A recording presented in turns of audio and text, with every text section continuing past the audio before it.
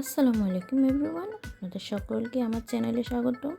আজকে আপনাদের সাথে শেয়ার করব খুবই মজাদার একটি রেসিপি। আমি জানি কম বেশ আপনারা সকলে এই রেসিপিটা তৈরি করে থাকেন এবং সকলেরই খুব প্রিয় এই খাবারটা কাঁচা আম বা পাকা আম। কাঁচা পাকা এই সময়ের আমগুলো খুবই মজাদার হয়।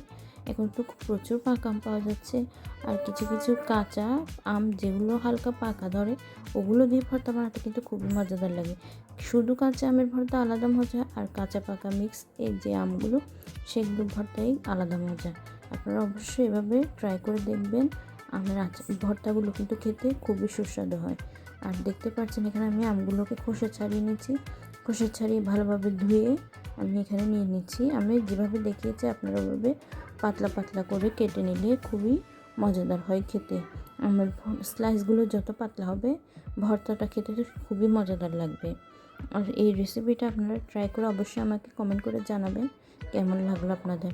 আর আপনারা যদি আগে থেকে খেয়ে থাকেন সেটিও আমাকে জানাতে পারেন।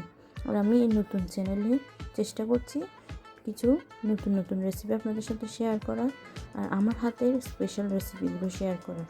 অবশ্যই আমাকে লাইক, শেয়ার অ্যান্ড সাবস্ক্রাইব করে পাশে থাকবেন। দেখতে পাচ্ছেন এখানে কথা বলতে বলতে কিন্তু আমি আমগুলো ভালোভাবে ছিলে নিয়েছি।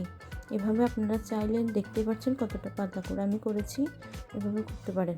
এবং আমি এখানে কাসুন্দি, মরিচ এবং লবণ, কাঁচামরিচ দিয়েছি। হ্যাঁ, ভর্তাতে কাঁচামরিচ দিলে কিন্তু ভর্তার টেস্টটাই খুব দারুণ আসে। আপনারা ট্রাই করবেন। হ্যাঁ, আমরা ভর্তাতে শুকনো মরিচ দিই, কিন্তু কাঁচামরিচের টেস্টও আলাদা।